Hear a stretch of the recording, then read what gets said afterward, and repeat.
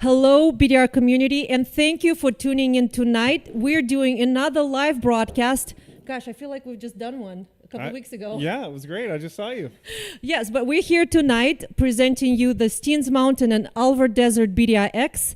And we're here at the Mosko Moto Headquarters, and I'm joined by Pete Dave, CEO of Mosko Moto, and Nathan Fant, our superstar BDR Ambassador. And tonight, for the first time, we have live audience with us.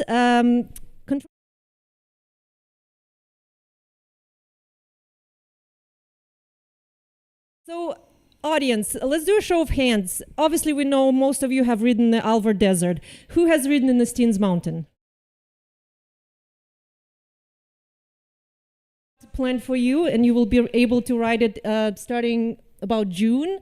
But we're here tonight to tell you all about this route and present to you premiere the film and give you some information on what to look forward to when riding this route.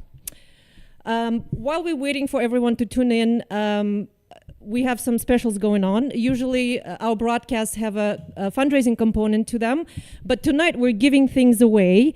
And Pete, Mosko is doing a giveaway tonight. We are doing a giveaway tonight. So we've got a couple things. First, we've got a gold level BDR annual membership. That's normally $500. So that's an awesome prize. And then from Mosko, we're giving your choice of either a set of backcountry panniers, which is kind of our original flagship product, or you can choose between that or our Reckless 80 revolver, which is more for like the middleweights and the dual sport bikes.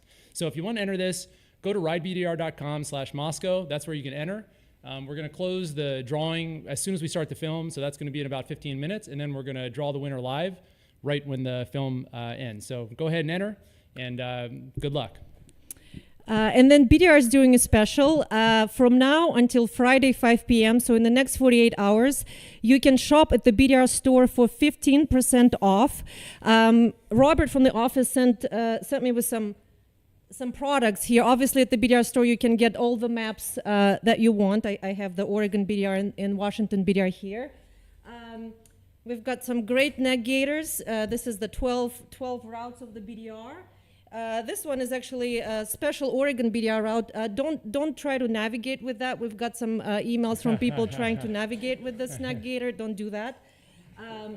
This is a new BDR branded DOP kit. So Nathan, you've got one, and you try to do a trip just packing this thing on your bike, right? I haven't done that yet, but it's coming. Everything I need right in here. All right. We've got a couple of shirts. This is the BDR-X specific shirt. So if you're planning to ride any of the BDR-Xs, this is a good one to own. The BDR Expedition shirt, we all wear those. They're moisture wicking on the BDR Expeditions. You've got one of those, right? Yeah, used it on the expeditions. It's great. And then this is a new one. New BDR shirt, Adventure in the Backcountry. You know what I like about this one? It's kind of got that 80s retro style. I'm into it. It's cool. The colors. And then finally, my favorite, the softest long sleeve you will own. It's as soft as, what, like a baby butt or something? I don't know. Egyptian cotton, something. All right. Well, go to ridebdr.com, visit our store, and you'll get 15% off with code STEENS15. All right, control room. Do we have enough people joined? Okay. Let's officially welcome you to the live broadcast. I'm Ina Thorn, Executive Director of the BDR. I'm here with Pete Day, CEO of Mosko Moto, and Nathan Fant, BDR Ambassador and co-creator of the Oregon route and the Steens Mountain and Alvord Desert. And we're broadcasting live from Mosko Moto Headquarters in White Salmon, Washington. And Mosko's showroom is right at the crossroads of two BDR routes, Washington and Oregon. Okay, so our plan tonight, we're going to screen this film, which is an awesome film. I got to watch a draft of it today. It's really neat. It's about 28 minutes. And then we're going to take a little time to answer some of the questions from the chat and also from our live audience. So if you have any route-related questions, please ask those in the chat. And then at the end, we're going to do our giveaway of our Mosko bags and our BDR Gold supporter membership right after the film. But before that, we want to tell you a little bit about the route. As many of you know, the Steens and the Alvord Desert BDR-X is our third BDR-X route. And BDR-Xs are really hitting their stride now. We're really excited to be just kind of pumping these out for people because they love the concept of a short BDR. which is why it was introduced in the first place. The route starts in the town of Fields, Oregon, which if you've ever been there and had the milkshakes, you know they're a out of this world famous place to go. But it's also just about the area. That area is really cool. It's 2 days. You can take a little bit more time if you want, but most people will do it in 2 days. It's about 250 miles. And one of the amazing things about it is the stark difference in elevation. The Steens Mountains, the mountain loop, is actually the highest navigable road in the state of Oregon at 10,000 feet, which is a really cool thing. And then you drop all the way down to the Alvord Desert, and you get that just dramatic dry lake bed view. So it's really, really a dramatic BDR. What kind of roads can people expect? What kind of riding? Anything from, just backcountry pavement to wide gravel roads and then it just gets down narrower and narrow to where the point you're at like almost a wagon road. It's like, that's the cool stuff for me personally, where you've got 2 tracks of just natural dirt with like grass or sagebrush in the middle, and you just feel like you're kind of reliving that Oregon Trail, Conestoga wagon feel. So it's really cool. Great. Well, Pete, so Mosko has a huge following. You guys have grown significantly in the last decade. You're not only doing bags now, you have apparel. Can you just give us kind of either a brief history or whatever, something that you want people to know about Mosko Moto that they might not know? Sure. Yeah, Mosko was started by myself and my business partner Andrew Bryden about 10 years ago, and our name actually comes from the Mosquito Coast, which is an area in Honduras. It's a very remote area where I got in a horrendous wreck in the middle of this area and had to get medevaced out. It was a big mess. I left my bike on a Honduran military base there and came back to the U.S., got surgery, and while I was recovering from that is actually when Andrew and I started Mosko. We started prototyping, coming up with ideas. We both ride. Andrew has a background in bag design. I have a background in business, and we thought, well, this could be a really cool partnership. And so we spent about a year working with a prototyper up in Lyle, a small town down the street from here, sewing our first prototypes. And when we finished them, it was winter, and we couldn't really test the bags on any bikes because there was snow on the ground. But I had that bike sitting down in Honduras in the Mosquito Coast, and we thought, well, what if I was to fly down there with the bags, and that could be like our first test run. And so that's what we did. I took those bags, and I went on a series of like successively smaller flights to get out to this military base, picked up the bike, got it running, put the bags on it, and rode it down to Panama and shipped it home. The first 450 miles of that trip were dirt. So it was a great test run. We came back, the bags did great, and we started the business. We needed a name. We came up with Mosko Moto. The K comes from La Mosquitia, and Mosko comes from Mosquito Coast. So that's how we came up with the name. And our logo, the basilisk lizard, is this little lizard that lives in the Mosquito Coast, and it runs so fast it goes across the surface of the water. It doesn't sink. And so we thought we just kind of like the image of like going fast across water and not getting wet. And that became our logo. And so that's a little bit about the history of Mosko Moto. We started with luggage. We did expand into apparel, and we're working on protection. So those would be kind of the 3 legs on our product stool. And we're big supporters of the BDR. We love riding the routes. We love supporting the organization. It's an honor to be included in this movie, honor to be on this live stream. So thanks for including us. Awesome. So your showroom is located right between the end of the Oregon BDR and the start of the Washington BDR. And I assume you guys have a lot of riders coming through. Can people just walk into the showroom and you can just walk in. Come in and see us. We'd love to see you. Come see the product. We got everything on display here. Come meet our team. Take a look at the shop. See how we do things. Please. And also we have a free campground. So if you're here and you need a place to sleep, it's called the Bates Mototel. We've got about 14 campsites. And we got a lounge tent, we got a shower, we got a bathroom, we got an outdoor kitchen, we got Starlink. So it's a perfect place to stop and upload and download and kick it and maybe meet some other riders. So I hope you come through, stay at the Mototel, visit us at the showroom. We'd love to see you. We want to hear your riding stories. Please come visit. White Salmon, Washington. And do people need to make reservations to stay at the Mototel? To make a reservation for the Mototel, yes, you do need to make a reservation. It's very easy. You just send a note to moskomoto@moskomoto.com. Let us know your dates. We'll put you on the calendar. That's it. And we'll send you the directions as well by email. So you rode all over the world, but you seem to have a special connection to the Alvord Desert. Like how did you find it, and what's so special about it for you? You know, the Alvord, for people that live in the gorge, which is where we're based, that's where White Salmon is. The Alvord is a kind of legendary place. And when I first started coming here, my friends, they would do kind of an annual pilgrimage down there. We'd go down with our vans and trucks and motorcycles and RVs and circle up and make a big fire pit in the middle and bring some speakers and all of our outdoor toys and just kind of play for a weekend. And I really fell in love with the place. Actually, my very first visit wasn't on one of those trips. I just heard so much about it in the gorge that I went down there alone on a motorcycle, and I will never forget the feeling of pulling out on the Alvord Desert just before dark as the sun was going down. I'd never seen anything like it. It was just pure magic. Ever since then, I've been really in love with this area. I've spent a lot of time there. I just feel very at peace when I'm there, and I love the lack of settlement, the lack of noise, the lack of light pollution, and there's just real, genuine, legitimate exploring to be done down there, which is not something that's super easy to find in the lower 48 states anymore. So it's a very special place, and I hope y'all go check it out, ride this route. I mean, I've ridden this route, obviously, it's really cool. There's some interesting, challenging stuff in it, and very, very beautiful. So I'm excited that more people are going to experience it because of this. Right, but on the other hand, a lot more people are going to be going there, and I feel like you've been like a steward of the Alvord Desert. You always emphasize, leaving no trace, being respectful to locals, to nature. Like, what should people be aware of?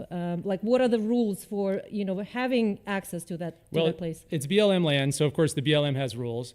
But I think just generally the guidelines for responsible public land use are what to think about. I mean, I think leaving no trace, I think burying your poop and burying it deep. Don't leave toilet paper blown in bushes, little simple things like that. And then on top of that, being very respectful of the locals. There's not a lot of settlement here, not a lot of people that live here full time, but there are people that are there, and they're very, very aware of the visitors coming through, the increase in traffic, increase in interest. So think about speed limits in small towns, dust, kicking up rocks on the windshield of someone you're passing, and just being extra nice and extra respectful and helping us keep these routes and these riding opportunities available in the future. Yeah, thanks for that. Nathan, give us some information. People who are planning to ride this routes, like what should they know? Well, timing is everything with a lot of things, but specifically for this Oregon BDR-X, timing there is important because, one, you're going way up in elevation. So the full loop opens sometime in mid-June at the earliest, but some years like this year, you're going to have to wait till sometime in July before you can actually get up into the Steens. The best way to find out what's going on with the snow is to actually go to the BDR website and check out the interactive snow layer map on our website. We do have some bypasses marked on our routes for snow, but just it's a good idea to go check that before you leave, especially early season. So yeah, that's what I recommend. Cool. Is it worth doing this BDR-X without doing the whole route? Like, is it worth for people to just come here for the weekend? Yeah, I mean, it's a commitment to get down there, right? It's a ways from most populated areas because you're way out there. So, but I think it is really worth it because some of the things that Pete said, it's a full mini BDR experience, really. In 2 days, you get the high mountains of the Steens with their snow-capped peaks and the beautiful views of the gorges and valleys and awesomeness. You get that remote two-track feeling like you're just out in, settlers' land. You also get that feeling as you descend into the desert of having a change in ecosystem, which is something that happens on many BDRs since they are so long. You get that in a kind of a condensed experience, which is really cool. The Steens themselves, like I said earlier, had that mountain loop is really cool because you're way up high at 10,000 feet. Also, it's just such a low density area as far as population. It is the lowest population density of any area in the lower 48 where there are people living. So that is a really cool feeling. I mean, we talk about, how remote it is in a lot of BDR films and stuff. This one is super remote. So that's really awesome. And the Alvord itself is an experience. I mean, you go there and you can just, ride almost with your eyes closed and just not have to pick a direction. It's really cool. You can ride actually with your eyes closed. Well, I'm not supposed to say that. How long? As long as you can handle it. Yeah. Try to make a minute. I'm serious. Cool. Well, just a quick reminder again that the giveaway entry is still open. Go to ridebdr.com/Mosko to get entered, and we'll be drawing the winner after the film. And Steens 15. Okay. So yeah, that's the reminder for the BDR store, but people can shop later because they still have until 5 p.m. on Friday to shop at the store, but they only have about 5 minutes or so left to enter to win our giveaway. Yeah, and we want to remind you also about where to find this film after this release. So this film will be available on the BDR YouTube channel for free starting tomorrow, which is really exciting. All of the BDR films are now on our YouTube channel, which is just a service to the community that we're happy to offer. So anybody who missed the film tonight, they can just go over to the youtube.com/ridebdr and watch the film for free. Yeah, before we roll the film, I do want to acknowledge our production crew. These films are not easy to make.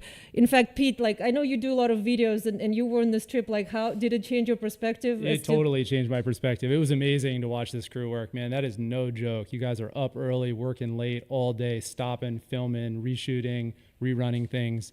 It was really neat to watch. It's a serious production. Yeah, so big shout out to our talented production crew, Sterling Noreen, who has been making BDR films for over a decade, Michael Bilicki, who is Sterling's assistant on the trips, but he is also our routes manager, and then of course our super talented Cameron Sale, who does the aerial photography. So thanks so much to our production crew. Awesome. Well, I've seen the film. It's great. Remember to put your questions in the chat, and then right after the film, we're going to be drawing the winner. So let's roll.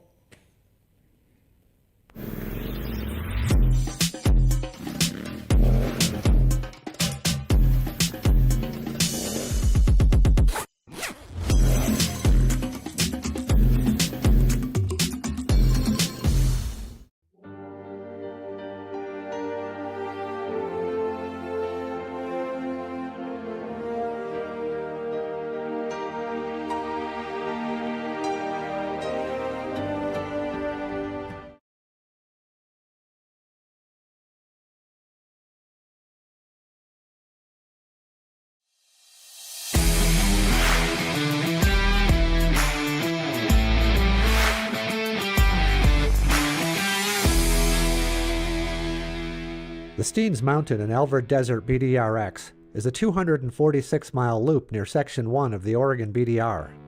Section 1 starts in Fields, Oregon, and heads north with an optional stop in French Glen for supplies before a scenic gravel ascent up Steens Mountain. Primitive two-track and gravel roads bring you to the Narrows RV Park, where you can gas up and stay the night or enjoy one of the many established campgrounds along the route. Section 2 heads east towards the Stonehouse Wilderness Study Area on a mixture of gravel and primitive dirt roads before dropping down on switchbacks to the Alvord Desert below. Consider a stop at Alvord Hot Springs, where you can take a dip or grab refreshments before heading back to Fields to complete the route. This 2-day loop is accessible after the snow melts and the roads open in June, but the seasonal bypasses must be used prior to August 1st.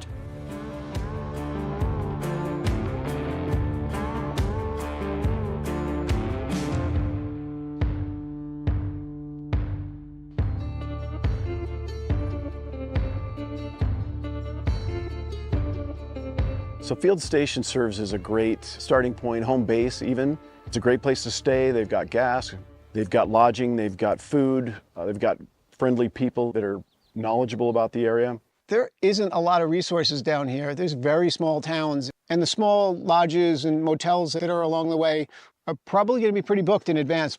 If you plan on doing this ride, plan in advance and have a game plan as where you're lodging, where you're going to camp. All that information is available on the website. As people are assembling a team or a group to go on a ride on a BDR, think about your team that you're putting together, because everybody's got to get along for a long period of time, and at the same time you want to have skill sets that fit well together, so that if anything goes wrong, you've got knowledge to solve problems. Are we ready to do this? Yeah, let's go do this. So yeah, the start is very remote. It's not close to any large towns. It's not close to any metropolises. I mean, you're going to be coming in from a long ways away and then getting a start and riding through very remote stuff.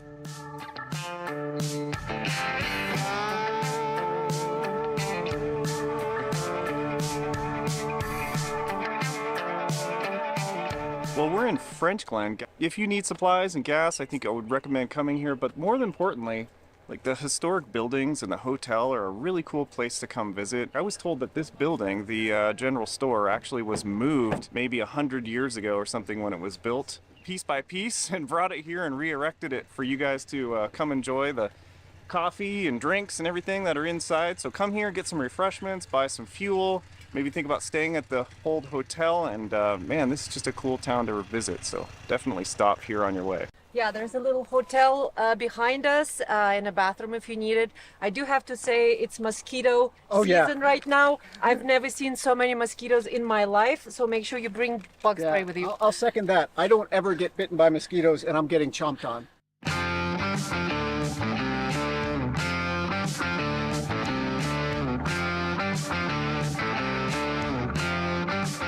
Okay, so we are at the start of the Steens Mountain Loop. We're on the South Loop Road right here. We're gonna drive or ride out to this river, and then we'll start our big climb. And there's a number of overlooks. That's what this ride is all about. This loop is 57 miles, and we'll spend most of our time up here looking into these gorges. And then we'll start our descent back down the north side of the loop road, and then we're gonna break north on a road that's actually not shown. The route that turns off of this main Steens Mountain Loop looks really interesting, so I'm pretty excited to see it. And this is where it gets serious. And so for me, I think it's actually nice to have this flow and this transition, because this is hard. You got to be more focused. This is going to be where you get your brain back in order for adventure riding.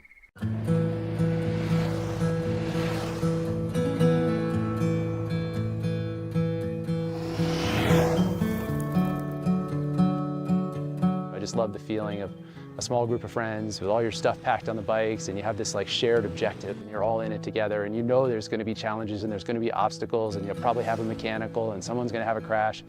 And that's part of the excitement, because you know what's going to happen, but you don't know when and where and to who. Back in the days before Backcountry Discovery Routes, when we'd go somewhere that we weren't familiar with, we just constantly run into dead ends, and you just don't know, right? You don't know the interesting spots, and you don't know what really connect. The Backcountry Discovery Routes give you this nice, clean route that connects the really interesting, beautiful spots. And so you can sort of pop up in a Western state and hop on your bike and follow this route and know you're going to have an awesome experience. We're at the Little Blitzen Overlook, and this is a really, really great lookout. You look everywhere and you can see something to see. We're way up high, and we're gonna go all the way up to 10,000 feet and find the highest, most beautiful lookout, but this one is pretty awesome too.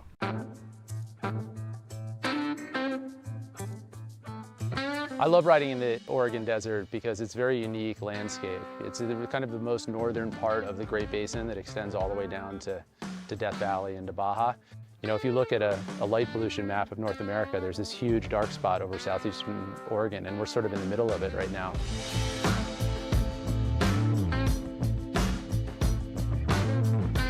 Southeastern Oregon is the most amazing place in the world to ride motorcycles. You feel sometimes like you're on a different planet throughout the day riding out here.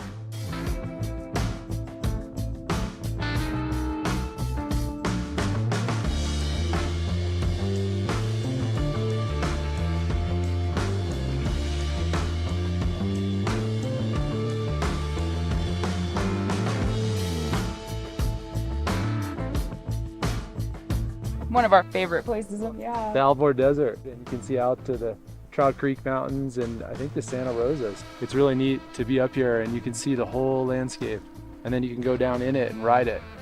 But this gives you this really neat perspective on this area.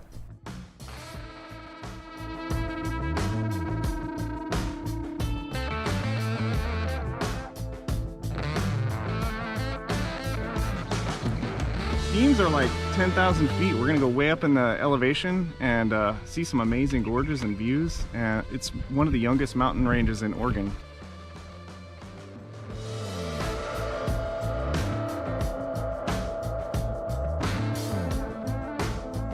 We're riding in this really cool landscape that reminds me a lot of Iceland. Very green and rugged, treeless, kind of an alpine environment. We are at 9,500 feet of elevation, so we're up in the alpine zone, riding on some beautiful gravel roads in the Steens Mountains.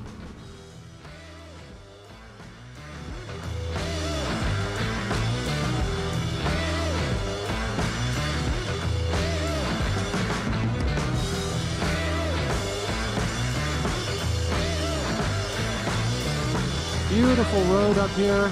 Love this environment. It's nice and cool. high elevation, alpine, dirt road, rocks, green. Just turned right onto a lesser gravel road, kind of like a 2-track. We're in the Moon Hill Road coming down the mountain, and this is, I think, really where this BDR-X is beginning. The BDR Energy is a fun 2-track, smelly sage, some ruts, rocks, but nice flow. I'm getting into the groove.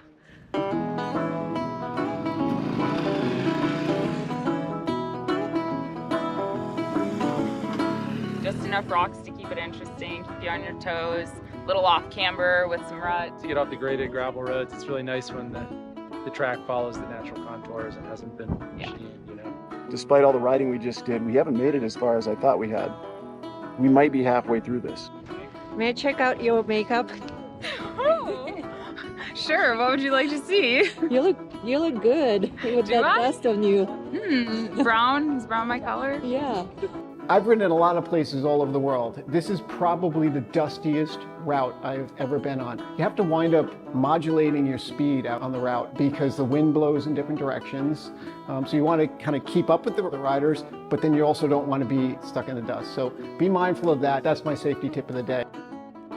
I feel great. Yeah, this is like one of my favorite parts of southeastern Oregon, and the route that we just took up over the Steens and now eventually headed back down toward the Alvord is like, it's pretty interesting. For the most part, it was like really rutted and lots of rocks mixed in with the hard pack and super entertaining.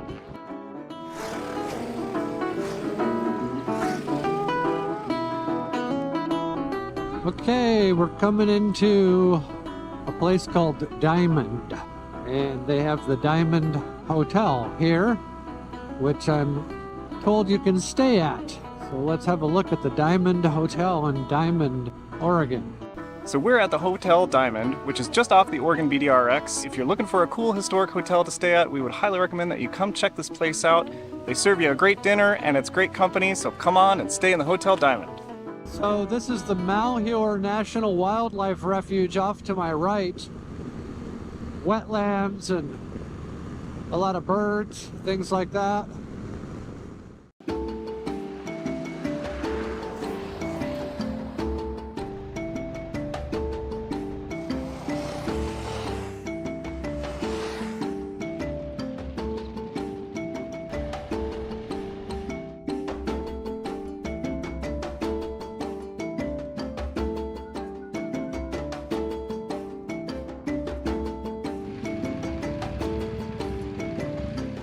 So right now we're camping at the Narrows. There's a little hotel here. We weren't able to get a cabin.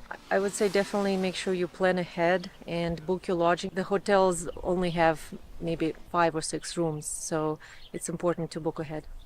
But they have a wonderful restaurant. The owners have owned this place for 2 years and they're super sweet. It's really nice to meet these locals. They're just really friendly and happy to see us here.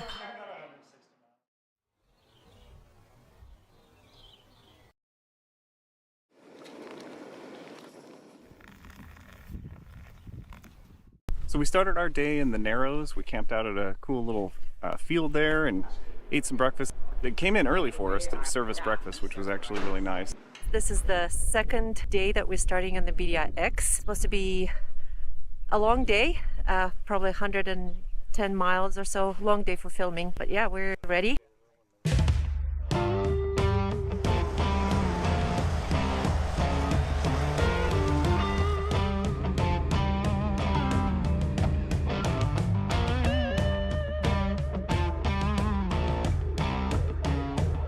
And so being out here in the middle of nowhere where you can just feel really free to kind of experience nature, getting away from all of the hustle and bustle of the city, it's really a grounding experience to get out here. And so that's one of the things I really love about Oregon is the remoteness.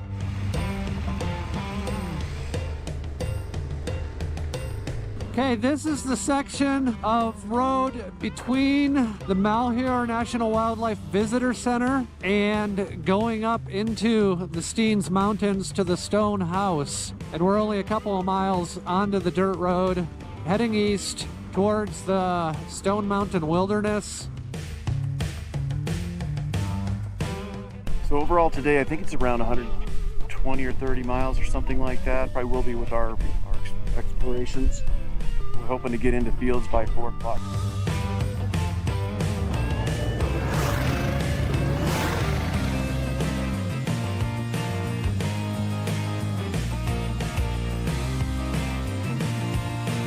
You probably can't see it on the GoPro, but I can actually see the Steens Mountains way over there on the horizon because of the snow that's up on the top. There's still some snow remaining here. They're dead ahead of us right now on this road, the Steens Mountains, and that's where we're going to be heading to. And here we go, ascending up into the mountains, the Steens Mountains. Yesterday we were reviewing footage, and today I'm making it a goal of mine to try and capture more footage showing transitions from one type of riding to the next. So for example, today we just came from pretty big wide open gravel roads, and there was a very clear differentiation point between big gravel roads to climbing up into these mountains and plateaus that we're in right now. We went past some cows and through a little cattle grate, and so I made sure I had the camera running for that. We've kind of just headed out these nice farm grassland dirt roads and kind of just checking out the scenery. It's a kind of a mellow ride out to this spot. As we're transitioning into this different ecosystem, the trees and the sites are going to change. You're going to be able to see more of the hills and mountains. You get a better kind of overview of the area, and it's kind of nice to have that transition between flat, open grasslands, kind of upper area where you can see around a little bit more and get a little more views of the mountains. So Stonehouse Wilderness is coming up next for us, and also we're going to be able to stop at the Stone House itself that the wilderness is named after, and then we're going to hit the Alvord after that, and that'll wrap up our day. Okay, the road has sort of turned into a little two-track here, just going through these fields with sagebrush and flowers and the occasional pine tree. It's really fresh and scenic and pretty.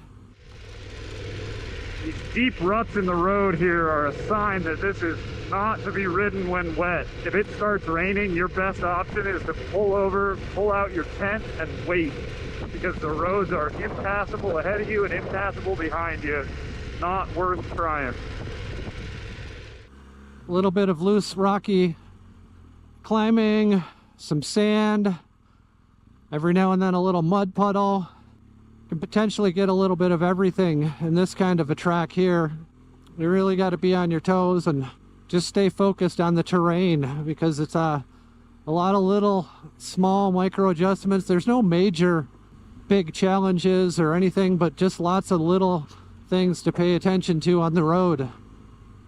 Looks like it's getting a little rockier here. I always want to glance down at my GPS and make sure that I'm still on the track.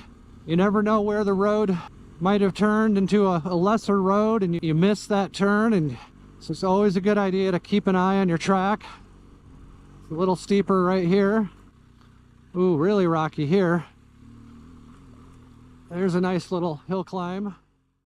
And this is what the two-track looks like after that little section, continuing to head up into the mountains, or maybe we're actually in the mountains now, but it's definitely it's getting a little bit more challenging. Ruts, rocks. I think the biggest challenges we're going to face on this trip are rocks. The mixture of silt and sand and rocks is going to be challenging for riders. There's challenges of all types, but I really think the roughness of the track is going to be the biggest challenge.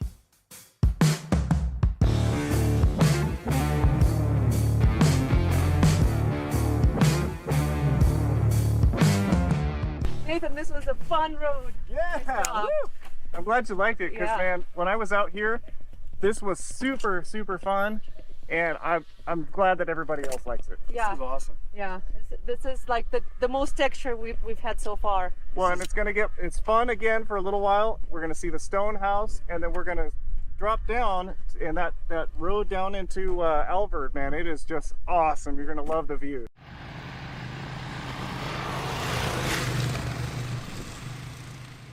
Really beautiful section of two-track with flowers growing in the middle of the road and on the sides of the road. We've got some mountain meadows. This is kind of like a high alpine desert environment. Now it's really getting thick through here. Can barely see the two-track. It's almost like we're not even riding on a road, but we are. Yeah, woo! We just came up Stonehouse Road, which was an incredible two-track with beautiful flowers on both sides and right up the middle of the track.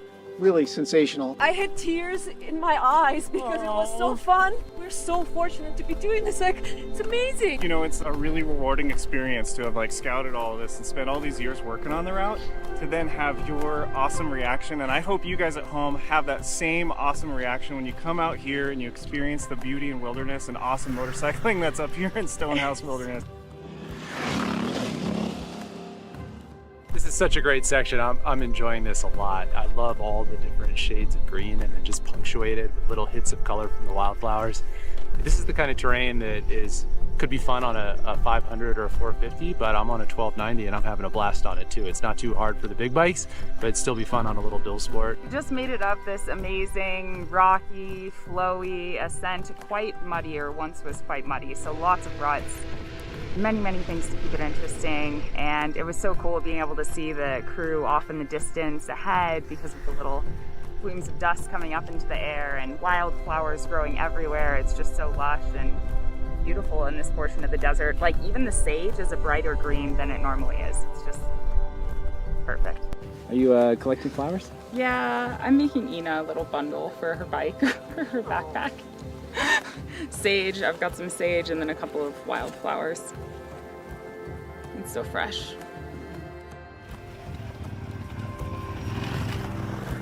To me, this is something that is about providing something to the riding community and helping the sport move forward, you know, and making sure that these routes are open, you know, having an organization that kind of speaks for all of us and our access to the terrain. So I think the BDRs are awesome. I love riding them, and I'm just proud to be part of now creating them in this way. You know, it's like really cool. We're headed to the Stonehouse, which is right here. Stonehouse is a destination. I don't know a whole lot about it, but what I do know is that some settler came out and tried to scratch a living out of the ground here, and hats off to them for trying. It's pretty dry country. What is the state bird of Oregon? Because it seems like it's the mosquito. I wouldn't disagree with you on that, but you know, they happen anywhere there's water, so I'm an Alaskan, and that's definitely the state bird there too. This is the section after the Stonehouse. We're back in this two-track through the desert sagebrush. Some ruts, embedded rocks. There's a rock right there, giant rock hidden in the brush. There's a lot of gotchas on this route. You can't read the terrain when you can't see it. And it looks like the guys are trying to figure out which way to go here. Route finding can be difficult. Yeah, that was a little treacherous section right there, trying to figure out where the route goes through that really tall grass, and then some actual small boulders hidden down in the grass.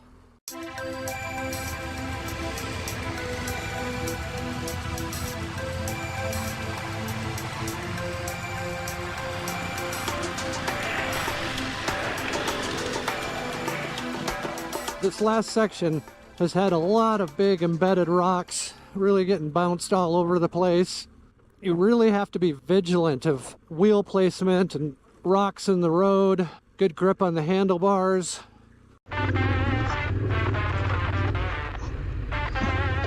Oh man, there's a good one in there.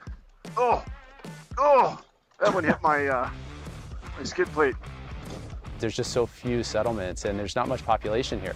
I mean, you may be on a road that very few people have ever been on, because if anyone made a road here in the last 100 years, it's still there. There's nothing to kind of grow over it. There's no detritus to sort of rot on top and eventually conceal the road. The track is there. You can see it on satellite. There might be some old wagon road that the pioneers used, you know, but it's still there. Now we're descending from the top of the mountains that we've just been riding across, and it continues to be a really chunky road. For me, and as much as I enjoyed and just was in awe of those meadows, riding in those meadows, the descent down for me is quite hard. It's really steep, it's rocky, really sharp turns. So we're almost considering making it an expert, but I don't think so. I think you could do it with a little bit of skill and teamwork.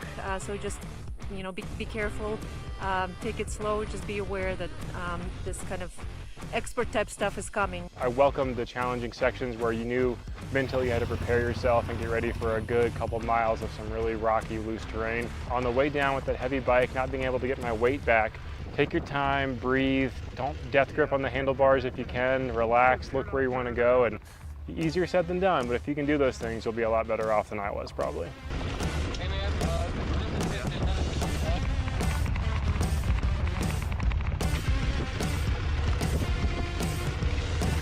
We're heading down the switchbacks from these mountains, and it's been a really rugged, rough, gnarly, bumpy road. But we're doing the best we can, trying to keep it smooth, not get tipped over on these rocks. I'm gonna stay closer to the inside edge. Don't want to get pitched off the side of the mountain.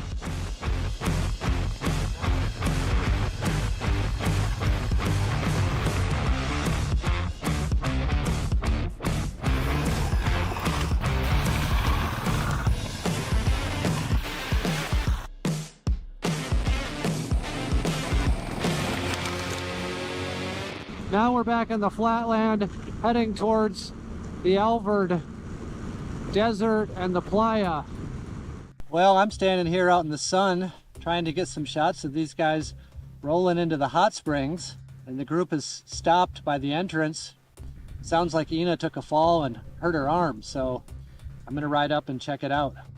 And she hit that block, that cement block. It was obvious that her arm was broken. Luckily, that plane over there belongs to an ER doctor who ran over and set her. Her bone is broken in 2 spots. I'm not in pain right now, my God. So we were going on this super wide gravel road and taking a turn into the Alvord Desert. And I was talking to Tim on the comms and just like was too hot into the corner as always. I honestly thought she was going to go up and over the fence. We're going to try to get her to a hospital. It's about 2 hours away, but the doctor has generously offered to fly Ina in his plane. Okay, so we need to get a hold of our support truck so he can tow my bike. And we don't have cell reception here, but I've got Zolio, so I'm gonna text him here now. She's a rock star. She's getting ready to hop in this plane and fly to medical care, and the rest of us are kind of shocked that this happened so quickly and abruptly.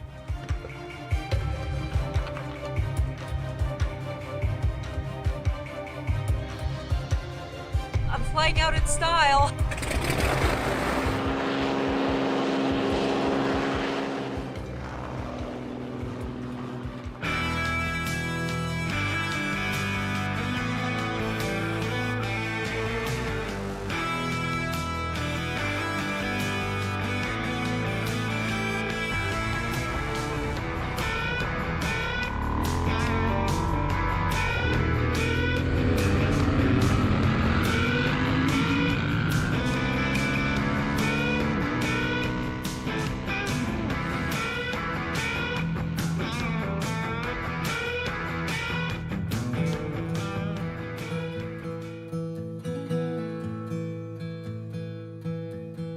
I just love these wide open spaces. It's an area that not a lot of people have seen, and it's really geologically really special. You know, when people think about the Pacific Northwest, they don't think about these big wide open desert spaces and dry lake beds and hot springs. For me, it being in places that don't have a lot of things, there's some connection between that and having a clear head. And I don't know if I can totally connect those dots, but I always feel very calm and relaxed out here. And it's one of my favorite places to explore. And when you get to the end, it's just a great feeling, and it's a great bonding experience with the other people in the group.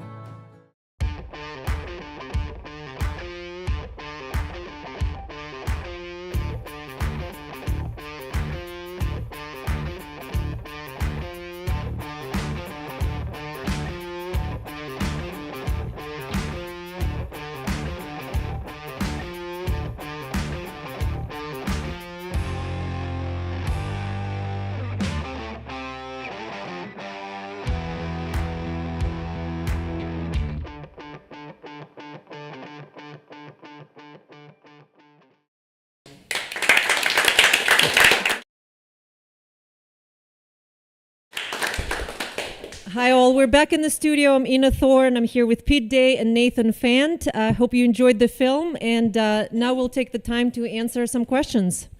Ina, I noticed something happened to you in the film. You want to tell us a little bit about that? It did happen to me. You know, it took me a while to even bring myself to watch this film, just because it was such a dramatic crash. I mean, that day we wrote some technical stuff and it was fine, but I mean, we were in the completely flat, wide gravel road, and it's just, I think I wasn't paying attention. You know, I was talking to Tim on the comms, too hot into the corner, and then just target fixated on the cement pole that was at the entrance. You know, there aren't doctors flying airplanes at the hot spring every day. That was a really remarkable It's coincidence. amazing. It was an ER doctor and his ER nurse in this private plane. So yeah, they offered to fly me, and like within 45 minutes I was in the ER in Idaho. But I mean, you know, despite how awful the crash looked, nothing happened to my bike. Like there was not a single scratch on it. You know, I had to adjust the bearings, but that's about it. Yeah, I guess, you know, I have a plate in my arm. It's kind of a badge of honor. I mean, let's do a show of hands. Who have done stupid, bad crashes in their life?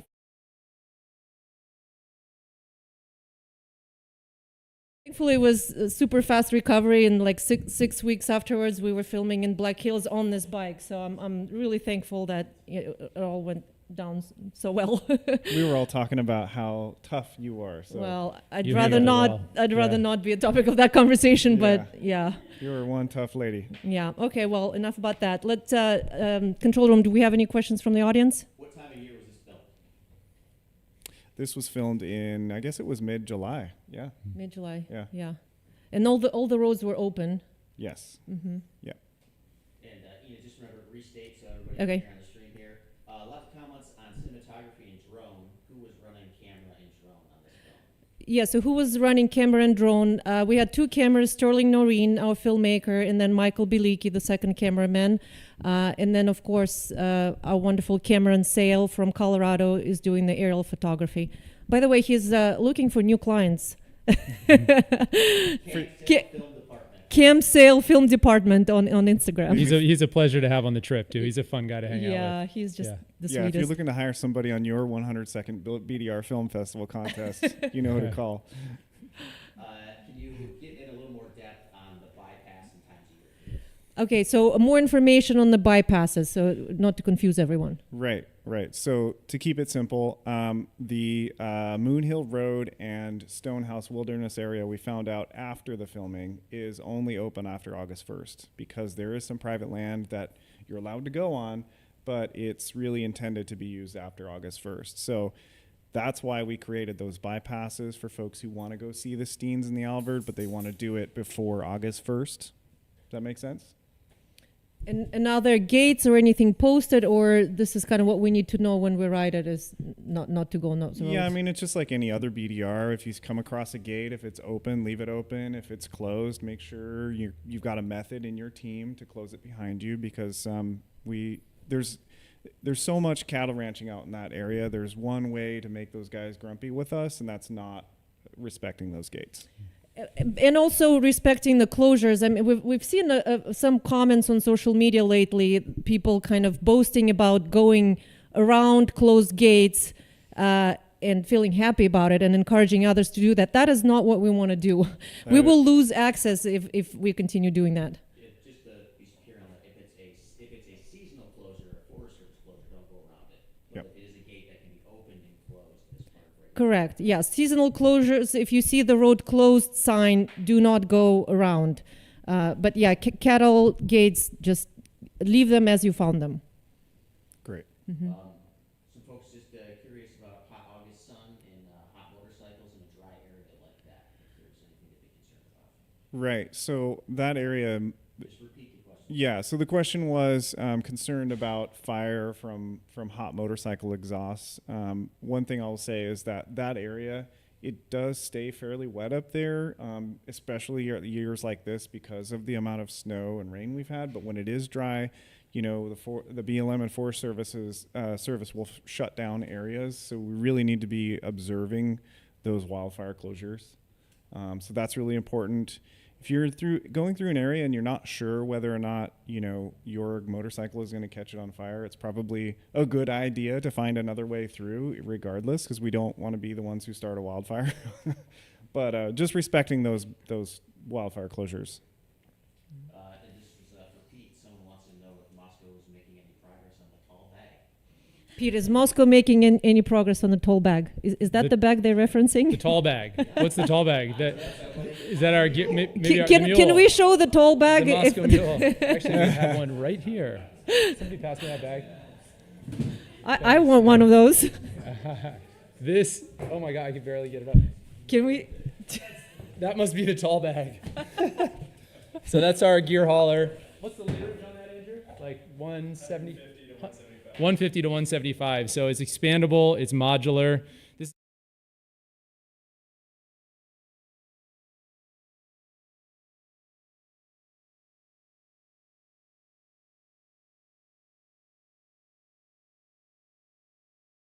Put them together to kind of roll out of the airport, but when you check them separately, each one maximizes the 62 linear inches that the airline allows. So you're not wasting an inch of potential baggage carrying capacity. So you take it apart, check the bags. When you get to your destination, zip them together, roll out of the airport. You don't need help. It's a very cool bag. And yes, we're making progress on it. When is it going to be available for we sale? just talked about that today. What is it? Pre-orders in a month. Is that about right? Does that sound? Yeah, I think it's pre-orders in a month, and the bag will show up a month or two after that. Cool. So it's a very cool bag. I mean, this has got to be the biggest gear hauler on the market. So I hope that's what the person was talking about. It's neat that we had one here. Yeah. Pete, and do you guys have any other products coming up? You said protection, or we do. Yeah, well, we're working on body armor. So that when I say protection, I mean body armor, not bike protection like skid plates and stuff like that. I'm talking about protection for your body. So yeah, we have our knee pads and our elbow pads coming out later this year. We have our first integrated armor jacket coming out later this year. We've got a bunch of very cool bag products coming. Super excited. And so just kind of follow us on social. And we talk a lot about our product development ideas on social media and in my blog and stuff like that. So just, check in. And of course, when they do get released, there'll be a bunch of announcements and fanfare and whatnot. So cool. Yeah. Sorry, I just realized when we switched that second camera, apparently the audio cut out. So if you want to just pull that in real quick and just show it maybe in front of Ina here. Okay. See there we go. Is that on the camera? Or you want me to lift it up? This is live. Yeah. There it is. That's a tall bag. So those are the two pieces there too. So yeah, it's zip apart. Very cool. The nice thing about this bag too is that you can use it as a normal gear hauler. So you don't have to use both pieces. You can use just the bottom half when you're going trail riding, and then use both pieces and put them together when you're flying somewhere remote to do a trip. Cool. And then two general questions here. One, any interest in connecting Oregon to a NorCal route? Well, we have to make NorCal first. Yeah, So sorry. The question is, any interest in connecting Northern California BDR to the Oregon route? And the answer, I would say, let's get NorCal going. So yeah, and then we can connect them. And then you can ride from Mexico to Canada, and it'd be awesome. That would be awesome. It will be. So NorCal is coming out next year. Hopefully we'll be able to film it. We've been postponing the filming expedition this year because of the snowpack and rains. But that's slated to come out next year, and then at that time it'll be a huge accomplishment for us to connect Mexico to Canada. Yeah. Yeah. And just a question from Mr. Bryce Steens. Nathan, if you could just go in to describe the bypasses a little bit more. Describe the bypasses. Okay. So let's see, Moon Hill Road is part of the Jenkins Access Area, which is, again, it's got some parcels that are privately owned, but you're allowed to traverse those roads, both for hunting and just access to BLM areas that are behind those private parcels. And so it is, organized by, I think it's the Oregon Fish and Wildlife Department who puts that together. The issue is, of course, that the date that you're allowed to go on those roads is after August 1st. And so we were only become recently aware of that, and so we want to share that information with you. So the reason we're including bypasses is if you want to go ahead and ride this route when the Steens Mountain Loop is open, hopefully here in July sometime, you don't want to wait till August 1st, you can go ahead and do that using the bypasses to stay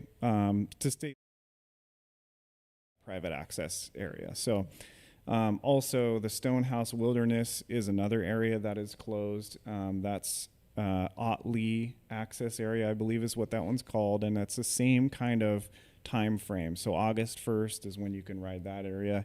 And this year it's really going to be to your advantage to wait that long because we've had so much snow melt and so much rain up there. It's really muddy in that area. So just, wait it out. Use the bypasses if you're there before August 1st. I have to give kudos to you and our scouting team. It's like really cumbersome to figure out like what's open when, are we supposed to be there, is there private land, and you guys put in so much time.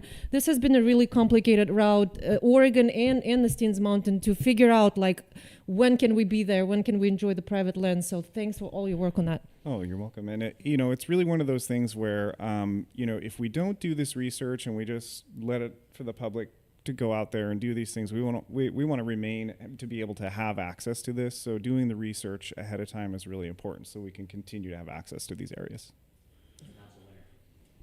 Let's announce a winner. Oh yes, Pete, are you ready to announce the winner? I'm ready to announce, and we've actually done the drawing in the background here. So I'm going to get handed the card, and the winner is David. Oh boy. Biebesheimer from Wenatchee, Washington. Oh, a local guy. Wenatchee, yeah. Nice. And we had 2,100 people who entered to win, and so David is the winner. Congratulations, David, and we'll send you an email on how to collect your prize and choose what you want in terms of a bag.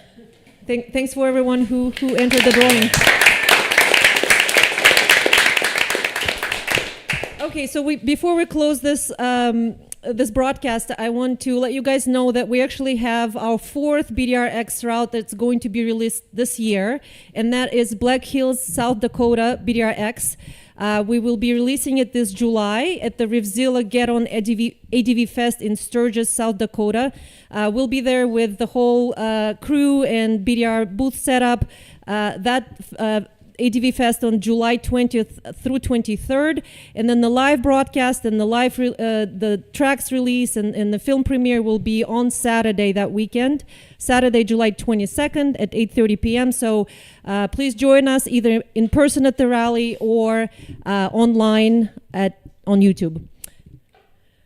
And let's see, we actually have a clip, control room, we have a clip, a teaser for this Black Hills BDR-X. So let's roll the teaser.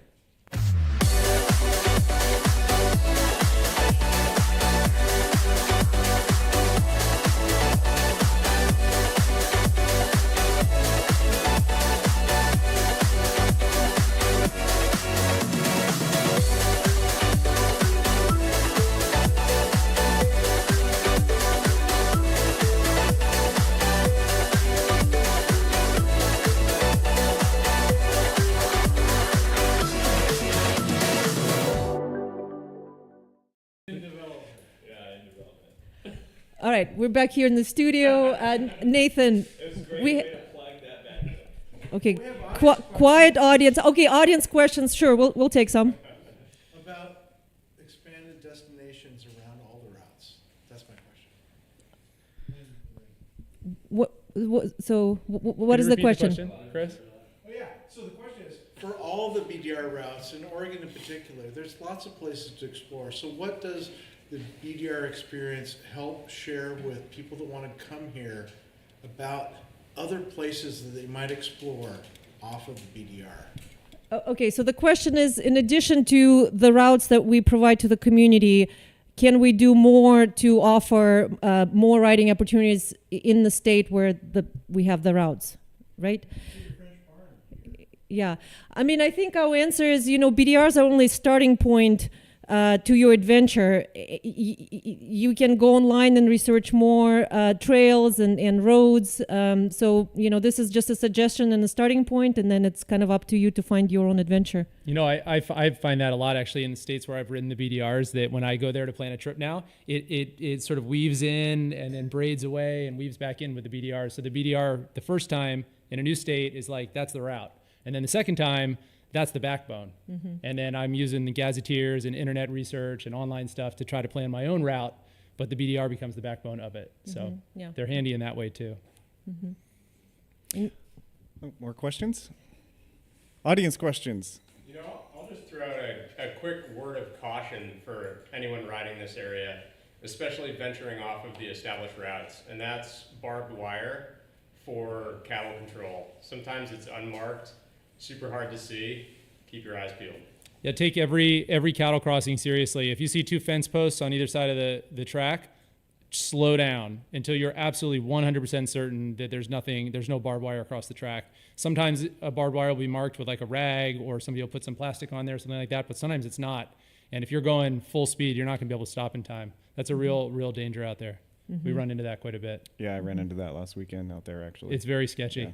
Yeah, and the other thing is when you're riding, if you find yourself riding over scrap barbed wire, sometimes the bike will turn up a loop of barbed wire, like the pressure of the bike will cause it to pop up. If it catches your foot peg, man, it takes you right down. So be careful riding over scrap barbed wire as well, not just for your tires, but for crashing. Let's re-emphasize the black hills. We kind of jumped over that after they watched the teaser here, so just remind people that's coming up. Yeah, so just a reminder, our 4th BDR-X will be released in July during a live broadcast from the Rivzilla Rally in Sturgis, South Dakota. So please join us. It's a great event. It's July 20th through the 22nd. 24th, something like that. Well, the live broadcast is on Saturday, July 22nd. So join us, please. It's a great route. All right, and also wanted to remind you guys about something awesome coming up. We've been doing this for, I think it's 4 years now. Is that right, Derek? The BDR Film Festival is a great opportunity for aspiring filmmakers or anyone who loves to document their BDR adventures to showcase your best 100-second film at the annual BDR Film Festival. That's coming up here in September, so don't miss it. Get your footage put together, put your BDR creative hat on. It might be a helmet.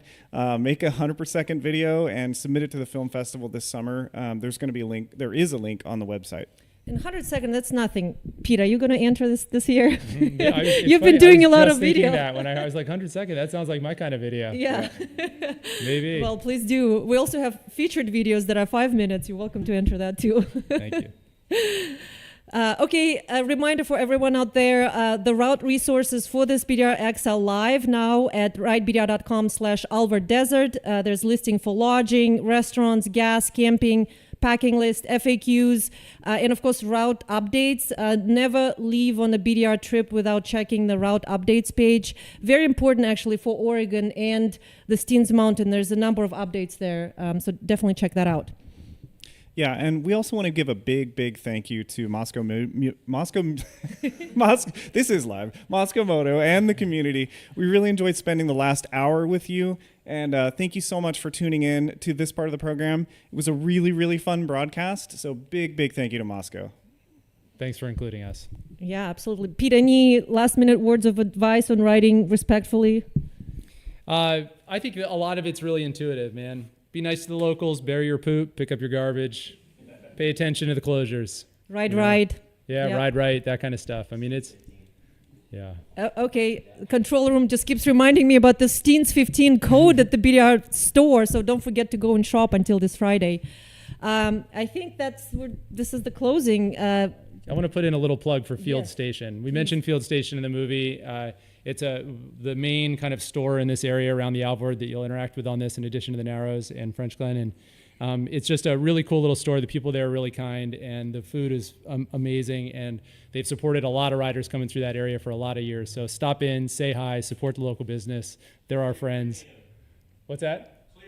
Yeah, oh yeah, they have the ethanol-free gas as well. And get a milkshake. Look, everybody here has been at Field Station, so we love this place. Say hi to these guys for us. That's it. Awesome. Well, this concludes our broadcast. We look forward to continuing to serve you more BDR routes for years to come. So thank you and good night.